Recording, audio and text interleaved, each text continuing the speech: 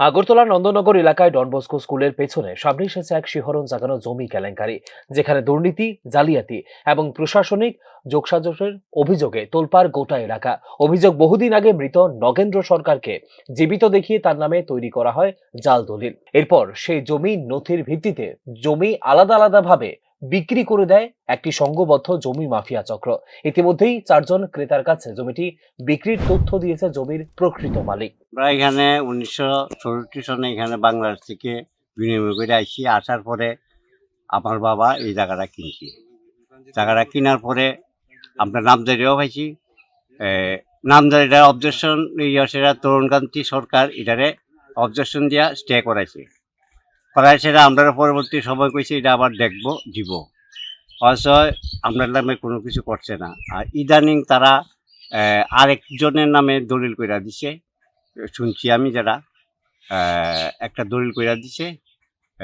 এটার লেগে আমরা জেলা শাসকের কাছে আমি আবেদনও করছি এবং আমাদের এটা ন্যায্য বিচার করে দেওয়ার লেগে কইছি এবং তাই নিয়ে কইছে সঠিকটা দেখব।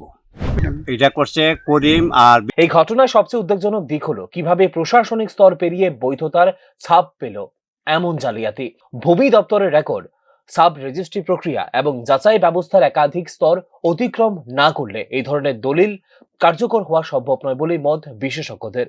প্রশাসনের ভেতরের একাংশ এই চক্রকে পরোক্ষ বা প্রত্যক্ষভাবে মদত দিচ্ছে বলে অভিযোগ ভুক্তভোগীদের। তারা একটা ফলস দলিল বানাইছে, সেটা ফেক দলিল বানাইছে। আমি কোর্টের থেকে এটাতে এটা বাইর করে আনছি। এটা আছে আমার কাছে, আমি দেখাইতাম পারো, সব কিছু আছে। এটার লেগে আমার একটাই অনুরোধ যে আমাদের দীর্ঘদিন ধরে আমরা দখলকারী, মানে আমরা এটার মধ্যে জমি জামাই করছি, সব কিছু করছি। আমরা আগে এটার মধ্যে কৃষি আসতো, আগানোর বাগান আসতো, আমরা তখনই ছিল। তখন থেকে হঠাৎ করে তারা কে বা কারা কার ইয়েতে যুক্তি করে এই জায়গাটা তারা দখল করতে চাইতেছে। তারা বাংলাদেশেরও আছে, কিছু ইহানোর আছে, আমি সবাই চিনি না। তারা নাম দিয়া একটা প্যাক দলিল একটা বাইট করছে। এই দলিলটা আমি বিচার করতে চাই, এটা কি কইরা হইল। স্থানীয়দের অভিযোগ, এটি বিচ্ছিন্ন ঘটনা নয়, বরং এটি হলো একটি বৃহত্তর মাফিয়া নিয়ন্ত্রিত দুর্নীতি চিত্র, যেখানে প্রতিনিয়ত প্রতারিত হচ্ছেন সাধারণ মানুষ।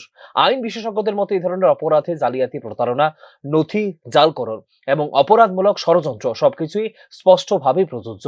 কিন্তু কেন দোষীরা বারবার আইনের ফাঁক গলে বেরিয়ে যাচ্ছে তা নিয়ে উঠছে প্রশ্ন। নন্দনগরের এই ঘটনা কেবল একটি এলাকা বা একটি জমির সীমাবদ্ধ সমস্যা নয়, এটি রাজ্যের ভূমি ব্যবস্থার ভেতরে গেঁথে থাকা গভীর অসুস্থতার প্রতিফলন, যেখানে প্রশাসনের একাংশের সহযোগিতায় সাধারণ মানুষের সর্বনাশ করছে জমি মাফিয়ারা। ব্যুরো রিপোর্ট, নিউজ নাও।